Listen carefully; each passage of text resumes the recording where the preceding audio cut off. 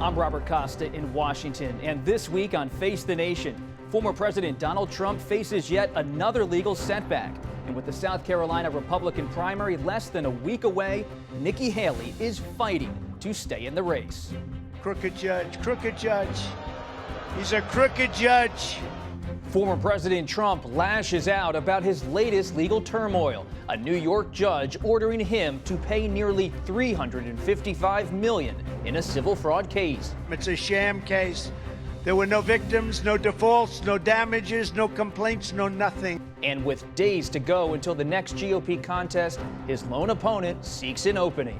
He's going to spend most of this year in a courtroom, not on a campaign trail. That's not a way you win.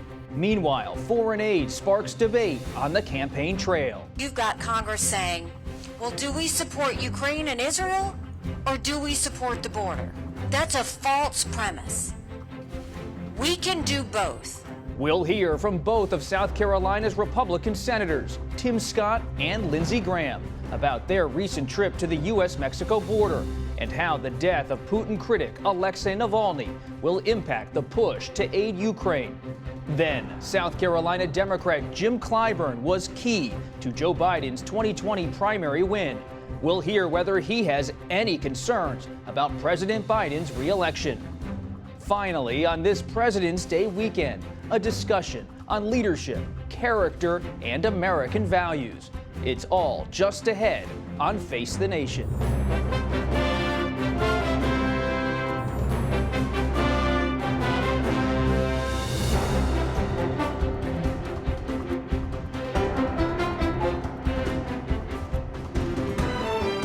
Good morning and welcome to Face the Nation. Margaret is off today. Congress is on a 2-week recess, but there is an urgent push among some lawmakers to do more to fund Ukraine. This weekend, another major Ukrainian city fell to Russian forces. And at an annual security conference in Munich, President Zelensky pleaded for more help from the U.S. and from allies around the world. Do not ask Ukraine when the war will end. Ask yourself, why is Putin still able to continue it? But the path forward for more U.S. aid remains uncertain. Last week, the Senate passed a $95 billion foreign aid bill that included money for Ukraine, Israel, and more. But the GOP-controlled House is not expected to take up that measure. South Carolina Republican Senator Lindsey Graham, who opposed the bipartisan Senate legislation, joins us now from Clemson, South Carolina. Senator, good morning. At this point, do you expect any new U.S. assistance for Ukraine from Congress? Yes, I do. I feel very optimistic after having been on the phone all weekend talking with my House colleagues that there's a way forward regarding the border and Ukraine. The Problem Solvers Caucus, Congressman Fitzpatrick and Gossenheim, I'm sorry, Josh, I can't Josh remember your Gottheimer last from name New Jersey. Yeah, they've got a pretty creative idea. Here's what they're saying. Let's go back to remain in Mexico as a border security policy, and that was the #1 request of the Border Patrol on our visit to Texas, Senator Scott. Go back to remain in Mexico. You have to wait in Mexico for your asylum claim. You're not released in the United States. And secondly, to reinstitute Title 42. Those two things on the border, I think, are simple, will work. And they want to slim down the aid package to $60 billion, all lethal aid. And here's what I told them. I think that's a winning combination. I suggested making the lethal aid a loan, like President Trump has suggested. The Europeans gave Ukraine $50 billion. 33 of it was a loan. So I think if you turn the lethal aid into a loan, do remain in Mexico, Title 42, that combination not only gets through the House, it picks up votes in the Senate. It would be welcome relief to the Ukraine. It would be a blow to Putin. It will also help Israel and Taiwan. Senator Graham, let's stop there for a moment. You stunned many of your colleagues and U.S. allies around the world when you opposed this recent... I did. No, you did. With opposing this bipartisan legislation.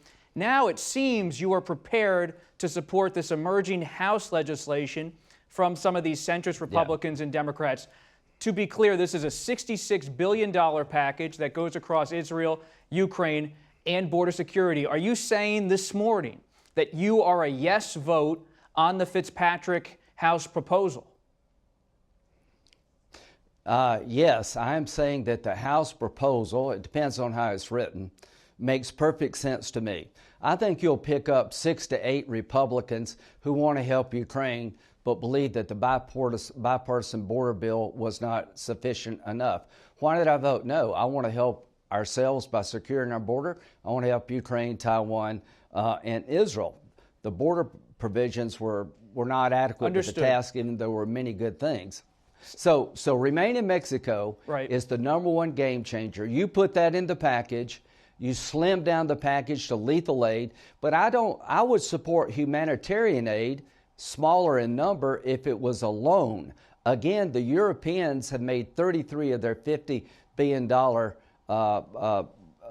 transfer to Ukraine a loan. Let's make it a loan. I think that gets you President Trump on the aid part. Let's go to Remain in Mexico. We've got a package that will work. And as to what happened in Russia with Navalny, Navalny was one of the bravest people I've ever met. When he went back to Russia, he had to know he was going to be killed by Putin, and he was murdered by Putin. So why don't we do this? I just got off the phone with 2 Democratic senators. Let's make Russia a state-sponsored terrorism under U.S. law.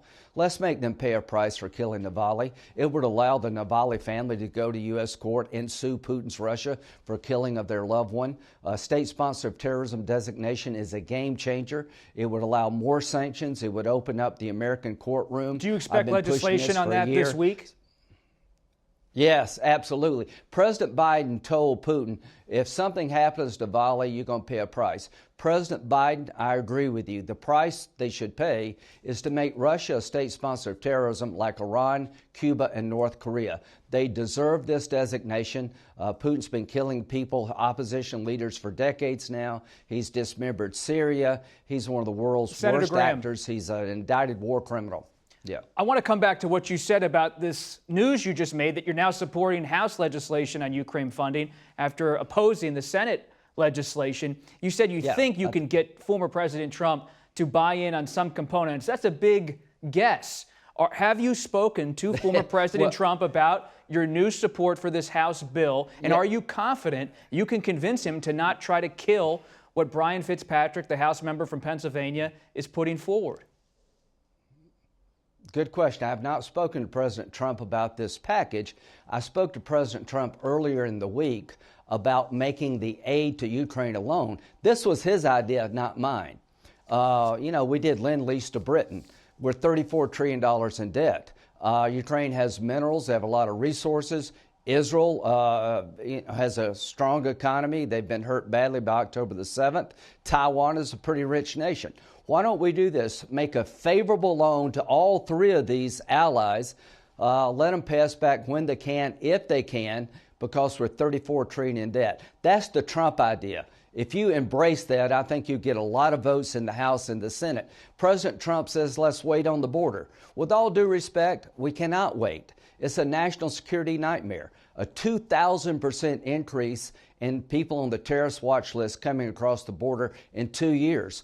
5 billion people could be killed by the amount of fentanyl coming across our southern border. The largest loss of life of young people in America is fentanyl poisoning coming across the southern border. So I don't want to wait. I want to act now on the border. I want to turn the aid package into a loan. That makes perfect sense to me. And I think the bipartisan problem solvers group has an idea that will sell. So if you're Putin, I want you to know we're not going to pull the plug on Ukraine. We're going to come after you. We're going to make your country a state sponsor of terrorism. You're going to pay a heavy price for murdering this brave man. But Putin's watching what's happening in Congress, and he must wonder, where is the Republican Party these days? Former President Trump has been invited by President Zelensky to come to the front lines. Should he do that? And do you have any concern, Senator Graham, with how former President Trump has spoken about NATO allies and how he has said, if they're delinquent on payments to NATO, well, Russia can do whatever the heck it wants. Is that appropriate, especially in terms of U.S. foreign policy? I think what's appropriate is for everybody to meet the obligation of 2%. Sam Nunn in 1984 threatened to withdraw 30,000 troops a year from NATO if they didn't make the 3% number back in the 80s. So here's what I think. They should pay up. 19 of 31 NATO nations do not contribute 2% of GDP. I want to have a system where if you don't pay, you get kicked out. But no, I'm not inviting Russia to invade Ukraine. President Trump is right to want NATO nations to meet their obligation of 2%. We need to turn it into an obligation that means something. I'm a big fan of NATO, but there's $70–80 billion left on the table. If you're in NATO, pay the 2%. Final thing here, Senator Graham. Special Counsel Hur is scheduled to go before the House Judiciary Committee in the coming weeks. You're on the Senate Judiciary Committee. Do you plan to push to have him testify before your committee? We'll leave that up to Senator Durbin. I got some ideas about that, but I just want to end it. One, thank you for having me on the show. I see a pathway forward now for Ukraine, Taiwan, and Israel. I see a way to secure our border in a more simple fashion. Let's make Russia a state sponsor of terrorism. All of this can happen in the next 30 days.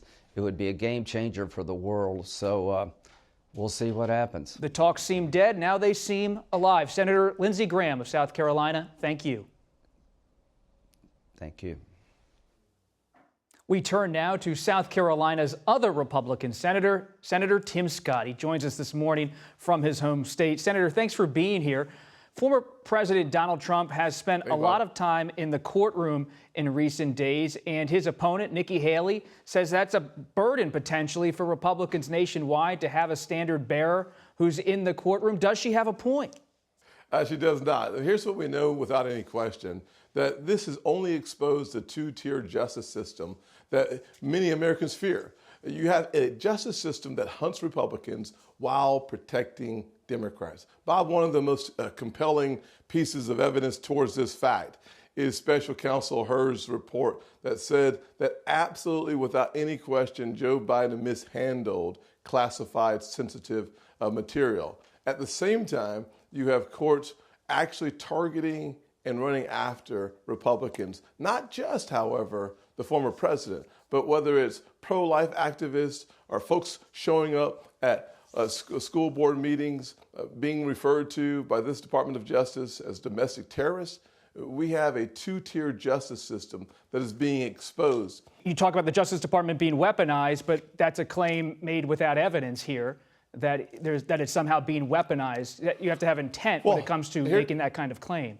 Here's what we see. The Special Counsel Hur's report is crystal clear that the President of the United States is too old, his memory faulty, which makes him sympathetic for a jury, so they're not moving forward with charges. But the report is clear that he mishandled classified material. That report is and there was no charge, clear, Bob. I think we can agree on that. The characterizations have been highly contested, and there was no charge included in that report. But when it comes to former President Trump, Senator Scott, do you believe the RNC, the Republican National Committee, should be involved in paying his legal expenses, which are mounting? I can only tell you that without any question, when you look at the two-tier justice system that we have that I just reinforced, I think it's important for us to note that without any question, the American people are very concerned about how that would impact their lives. Their issues are very clear, by the way. The American people are more focused on their future than Donald Trump's past. What they're more focused on is making sure that our southern border is secured. We're looking at almost 10 million illegal crossings by the election. The American people aren't asking the questions about legal challenges. The American people are asking questions about economic challenges. They're not talking about legal challenges. They're talking about their challenges across a kitchen table. And you were just in Eagle Pass with Senator Graham on Friday, focused on border security. You are being mentioned as someone who's a possible vice presidential contender for former President Donald Trump. Should you ever become vice president, whether it's this time around or in the future, an important question is, how do you specifically see the role of vice president on the day of congressional certification? What do you believe, Senator, is the role of a vice president on the day of congressional certification? Well, here's what I'm not going to do is answer questions that are hypothetical about the past. The one thing we know about the future is that the former president, fortunately, he'll be successful in 2024. He won't be facing that situation again. I'm not asking you a hypothetical question. I'm asking you a constitutional question. How do you see the role of vice president in terms of the congressional certification? The Constitution is very clear. And you stand by your decision? Of course I do. There's not a question that we're going to ask and then have answered about the past. I'm not changing my position. Let's move on to politics. Nikki Haley's been tough. She has been a longtime ally of yours, not so much anymore. Her son, her adult son, Nalen, has referred to you as Judas for endorsing former President Donald Trump. What's your response to Nalen Haley and to Nikki Haley, who has not really disavowed that comment, though she's kind of shushed her son from time to time? Well, here's what I would say. Politics makes people and their families desperate. It's unfortunate for a person with the high caliber of an individual that she has been to stoop down to having her and her family refer to me or anyone else as Judas Iscariot or any other name calling. But it's not about me, frankly. It's about the American people. So I hope that they get back to focusing on the underlying issues. But until then, speaking of that, Senator, should former President Trump to be forgiving in that process? And just final thing here, speaking of name calling, you say focus on the issues. Should former President Trump stop calling Ambassador Haley birdbrain? Well, I think her son should stop calling me Judas Iscariot. So there's lots of things that we can talk about, but let's just keep our focus on the American people and why it's so important for us to, as elected officials, to focus on their issues. One of the reasons why President Trump is leading so significantly in the polls, one of the reasons why he actually won more women in New Hampshire in the poll, in the results of the election than Nikki Haley did, because he was focusing on law and order and securing our southern border and safety in our streets, improving our economy. These are the issues that we should focus on, not the back and forth and the challenging times in which we live, and the simple comments that are, they're throwaway comments long term, but they can do damage short term. Senator Tim Scott of South Carolina, we appreciate your time. Face the Nation will be back in 1 minute. Stay with us. For some analysis on the fraud ruling against the Trump Organization and what's next on the legal front for the former president, we're joined now by CBS News legal analyst Rikki Klieman. She is in Southampton, New York this morning. Good morning, Rikki. Former President Trump is expected to appeal this ruling in the civil fraud case. What do you expect next on that front, and how is he going to pay?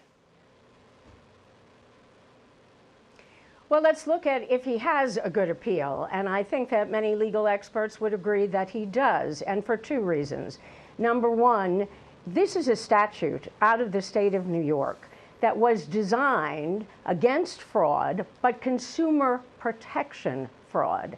That is, people who did not have sophistication in the marketplace, people who could be taken advantage of by a scam.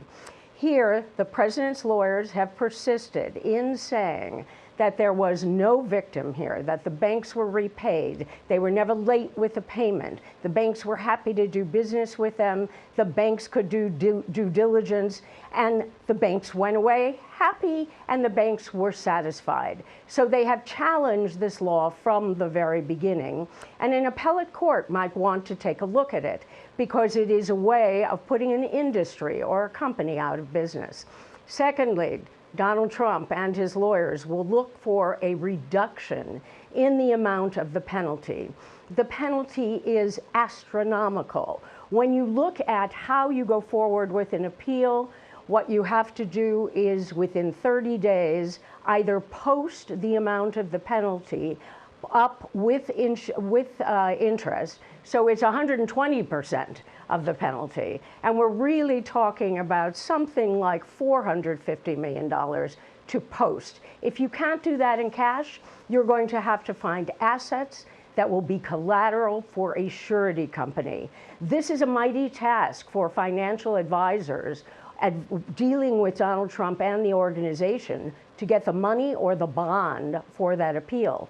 If the appeal can't be docketed because of the money's going to have to be paid. This is one of several challenges facing former President Trump just in New York. Starting next month on March 25th, he has a hush money payments criminal trial beginning in Manhattan. What are your thoughts on how that's going to play out over a 6-week period in March, April, and May? What we have to remember is that this is the first case against a former president. That makes it of historical significance and importance. You're going to have a judge who is strict with Judge Merchant. There is not going to be any fooling around. It is going to go forward with all deliberate speed. There are people who perhaps would have preferred, on a nationally significant level, that the January 6th case went first or the Mar-a-Lago documents case went first. But nevertheless, this is a criminal case. It is multiple counts of falsification of business records to commit or conceal a crime. And according to the DA, that crime had to do with tax purposes, had to do with federal election law and state election law. There is nothing here about this case to make it seem like it's de minimis, to make it seem like it shouldn't be done. It will be done, and if there's a conviction, these counts have a 4-year prison term maximum. And you can serve, you can run for president and serve as president if you're convicted of a crime in our system, correct? Not only can you run and serve, you will find, as you well know, that here in the life of Donald Trump, the political and the legal collide. That's certainly the fraud case Donald Trump will use in order to say that there are people who have exceeded their authority, like the Attorney General of New York.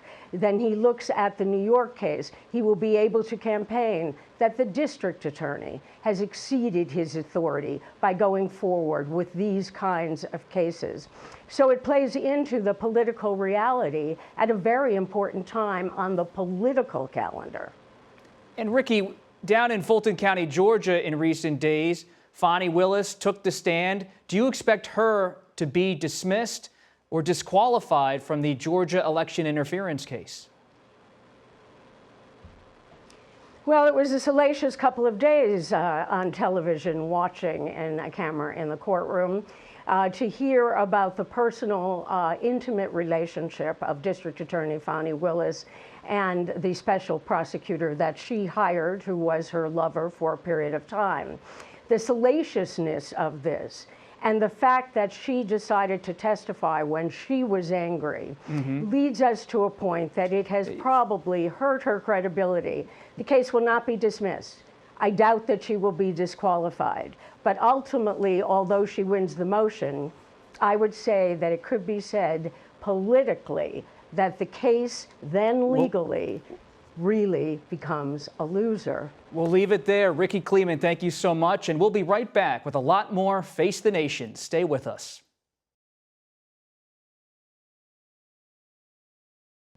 If you miss an interview or an episode of Face the Nation, go to our website, or you can check out our YouTube page. Just search Face the Nation. We'll be right back with Democratic Congressman Jim Clyburn and a panel on presidential legacies. Stay with us.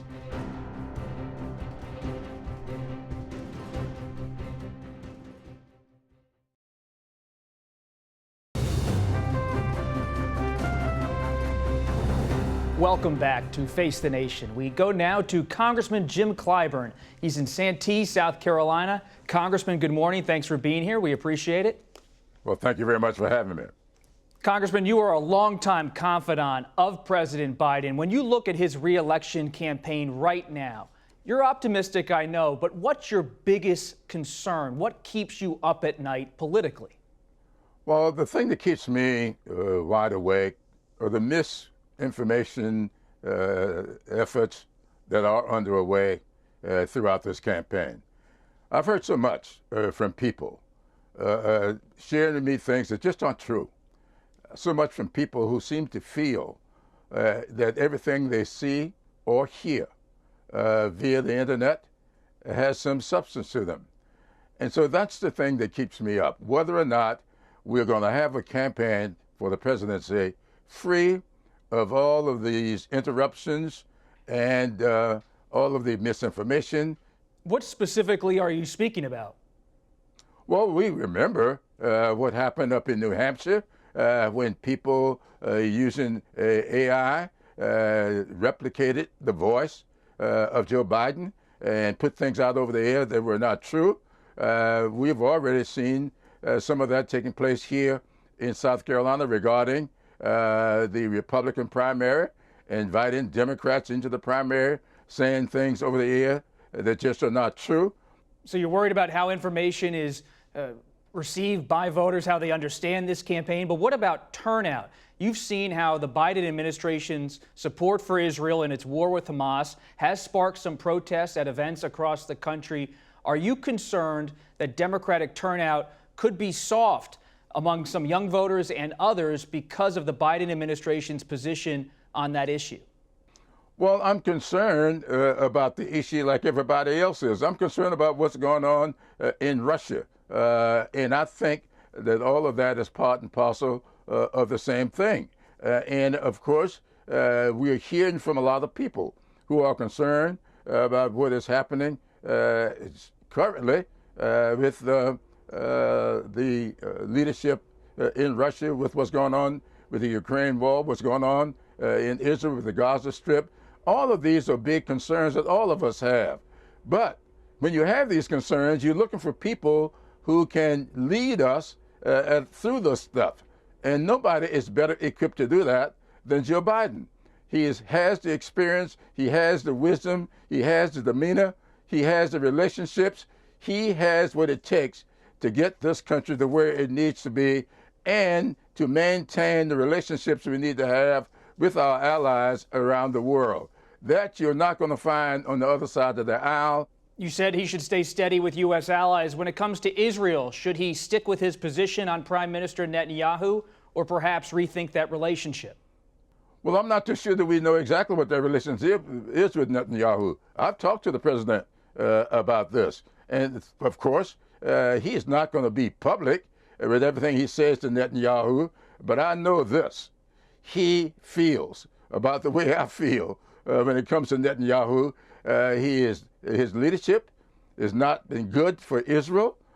We stand firmly with the people of Israel, but I've always had a real problem with Netanyahu, and that continues to be today. You say you have a problem with Netanyahu, the Israeli prime minister, and you say you've spoken to the president privately about this. Does he have a problem with Netanyahu? I've shared with the president what my feelings are about Netanyahu. He is going to develop his own feelings about that. But does he agree or disagree with your assessment, Congressman? Well, he's accepted my assessment. I have not asked him whether or not he agreed with me. In fact, I just let him know. This is the way I feel. I'm not running the country. You do what you feel is in the best interest of the country. You famously told then-candidate Biden in 2020 that he should nominate a black woman to the Supreme Court that helped him get your endorsement, helped win over many black voters. What does President Biden need to do now to make sure black voters come out in the same way they did for him in 2020? Does he need to do anything specifically? And does he need to make a new pledge? And what should that be, if so? He should continue to manage the country the way he's managing it. He made that pledge, and it was a timely pledge because all of us know what the history of the country is. And up to that point, there had been 5 women on the Supreme Court, and not a single time had an African-American woman ever been seriously considered. And so I thought that that's what needed to be done in that particular instance. No, I would say to him, keep doing what you're doing. Congressman, you are running for re-election but leaving the Democratic leadership. You're 83 years old. President Biden is 81. How should he handle the issue in question of age in the coming months? Emphasize your experience, emphasize the wisdom, maintain your connections with folks. I'm on my way to New York this evening. I wish the weather were different up there, but I'm going. I'll be in Pennsylvania real soon, North Carolina, and Georgia, carrying the president's message of experience, of a steady hand, of maintaining our trek toward a more perfect union, doing the things that are necessary to maintain our relationships around the world and move this country forward on behalf of all. I am fond of saying this is a great country in no need of being made great. We just got to figure out ways to make this country's greatness accessible and affordable for all of our citizens. And Joe Biden is doing that, and we have got to stay focused on that. Congressman Jim Clyburn, thank you. We appreciate it. We'll be right back. For some historical context on this President's Day weekend, we're joined now by Douglas Brinkley. He's a presidential historian and the author of many books, including The Unfinished Presidency.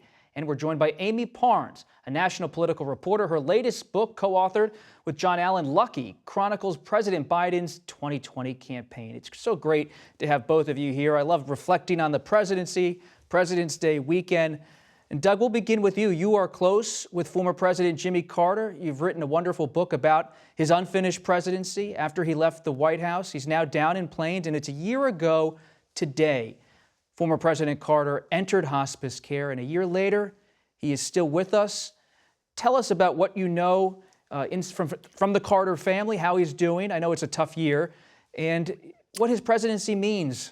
Well, you know, it is tough when you're 99, but Carter has a lot of will, and he's alert and eating and has an ability to understand what's going on around him. And I'm hoping he makes it till October 1st, 2024, so we have Jimmy Carter at 100 years old and we can celebrate.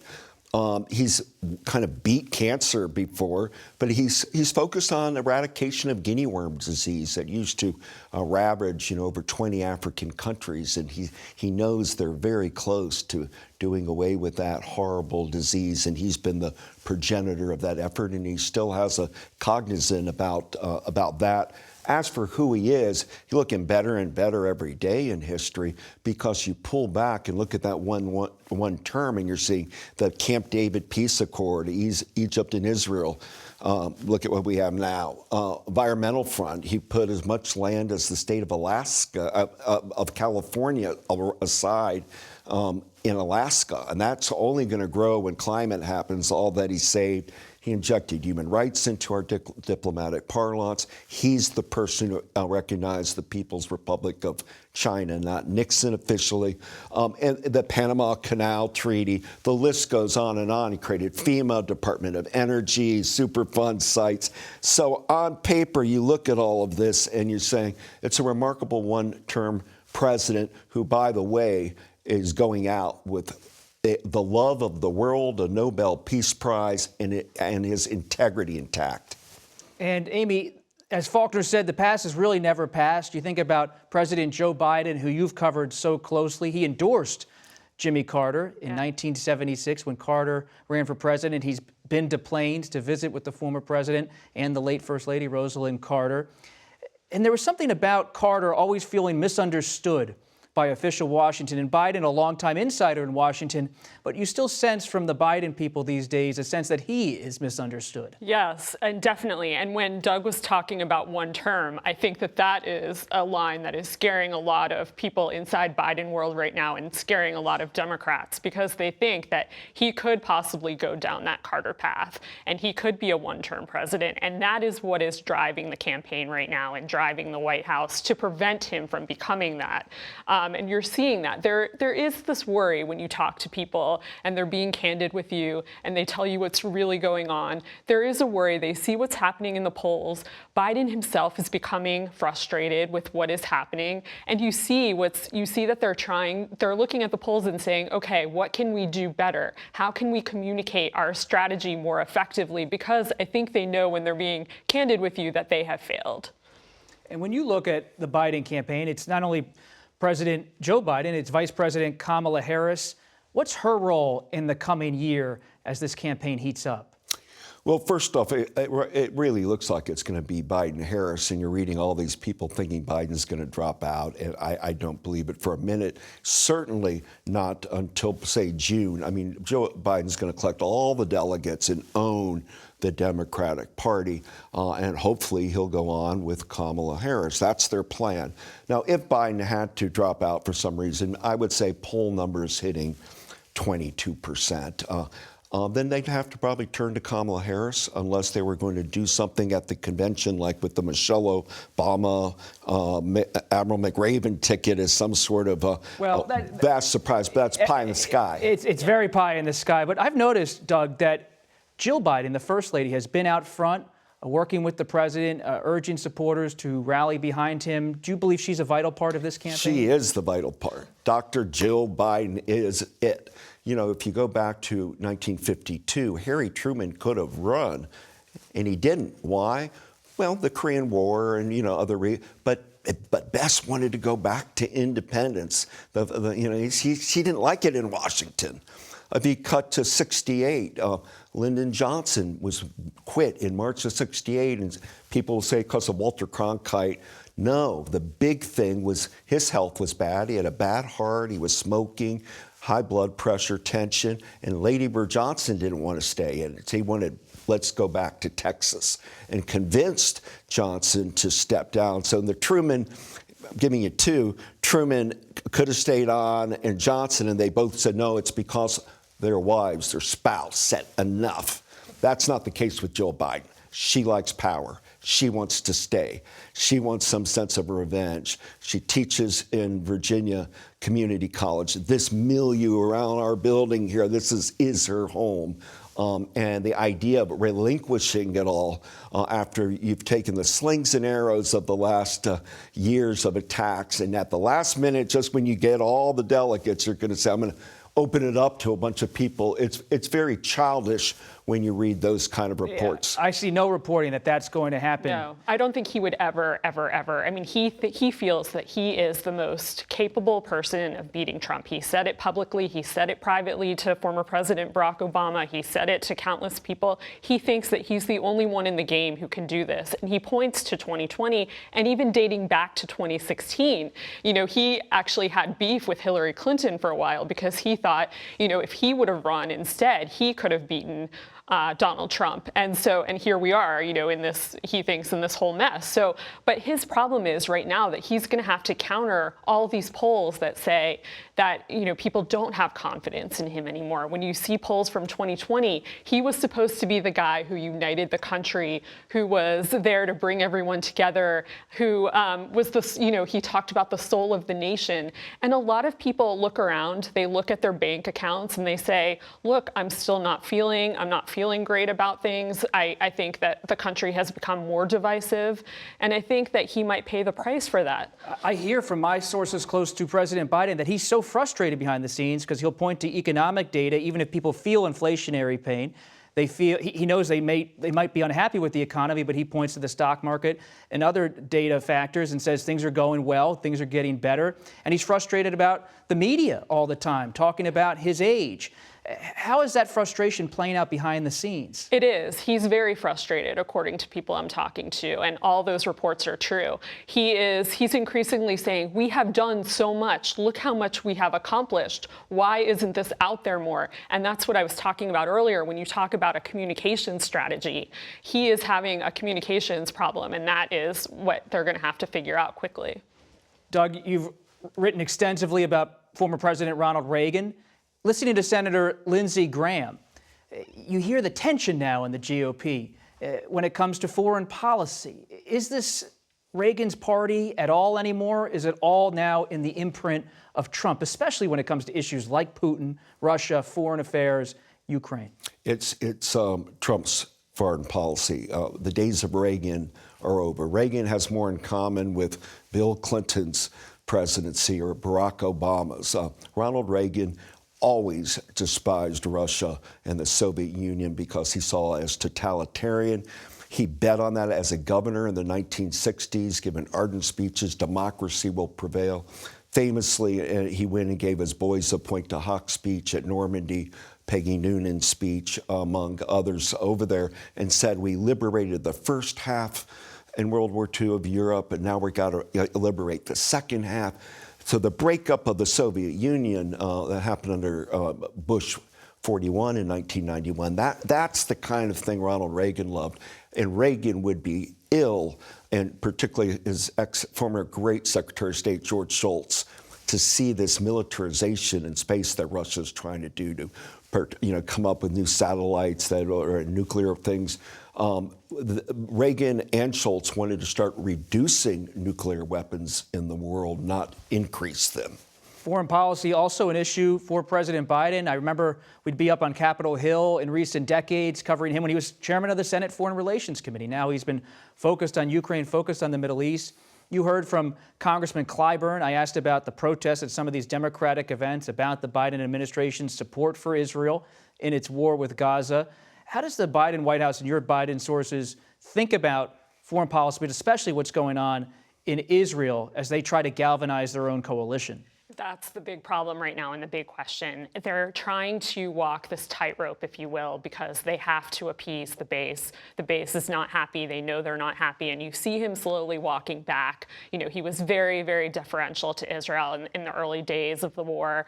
Now you're seeing it less and less. But I think he's going to have to explain and talk to the people more about what is happening. I still don't think, though, Bob, that this will come down to foreign policy, that this election is about foreign policy. It's not 2004. I think that it will come down to the economy and maybe immigration and abortion as two kind of subsequent issues. But I think the economy is what is really, really, really going to drive this election in voters. And apathy, if they are feeling like no one understands them, if they're feeling like they can't relate to either side, there is the fear that they could stay home or they could vote for a third party. And that should be also what's worrying Democrats right now. And quickly, Amy, they're keeping an eye on Robert F. Kennedy Jr. and Cornel West and their independent candidacies at the White House? They are. It's very real because they look at what happened in 2016, how Jill Stein kind of wrecked this for Hillary Clinton. She was one of the reasons, obviously. They are worried, and they should be worried because people are so, I think indifference is a huge storyline in this election. The players are two people we know. They're baked in. People know about them. The polls say what they're going to say. I don't know if it's going to change that much. And Doug, finally, I was on the streets of New York this week, not walking around. I was covering former President Trump and his legal challenges in Manhattan. Step back as a historian to have Trump facing a hush money criminal trial starting in March, paying potentially hundreds of millions of dollars in a civil fraud case, 2 looming federal trials on the horizon, also Georgia. We've never seen anything like this. I know unprecedented seems like we use that word all the time, but really, we have not seen anything. We have not. It makes, Spiro Agnew's little bribery thing look quaint in retrospect. Nixon's guys, Haldeman and Ehrlichman and Dean doing a little jail time over a bungled third-rate burglary look quaint.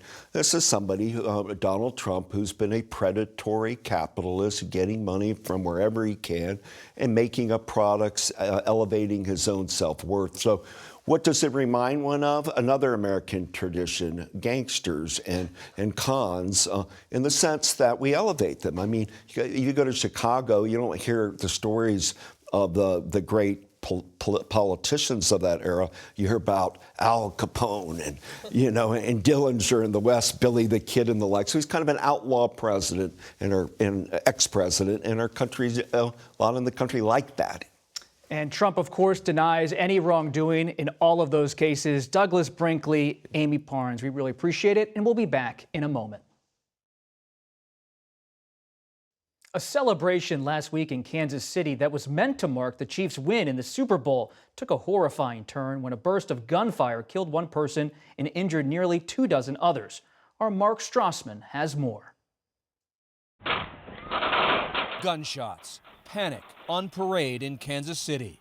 A Super Bowl celebration hijacked. Another American moment shattered. I was just crying a lot. Yeah. You had to have been terrified. Yeah, I was terrified. I was traumatized. With today's gun violence, there is no sacred space. Inside this Houston megachurch last Sunday, a woman stormed in firing an AR-15. She was shot and killed by off-duty police officers after a running gun battle. It's scary. It is. It's scary. On average, more than 325 Americans are shot every day. Last year saw 656 mass shootings, defined as 4 or more victims. I've traveled the world and felt a lot safer there than I did in my own city. We're twitchy, bullet by bullet, gun violence grafts onto everyday stresses. People are experiencing vicarious trauma. Dr. Arthur Evans, CEO of the American Psychological Association.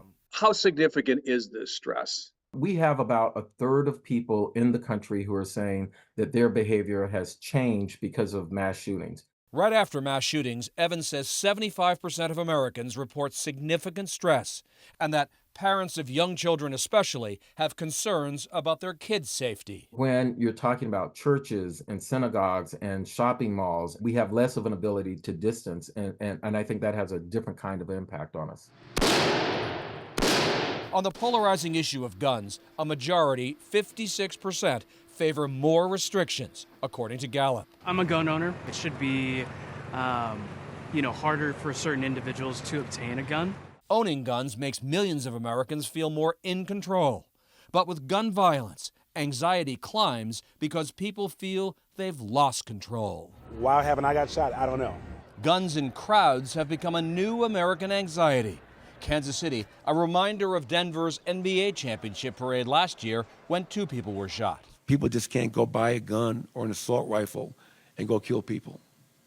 I mean, how many more people have to die before we change that? We'll be right back. That's it for us today. Thanks for watching. Margaret will be back next week. For Face the Nation, I'm Robert Costa.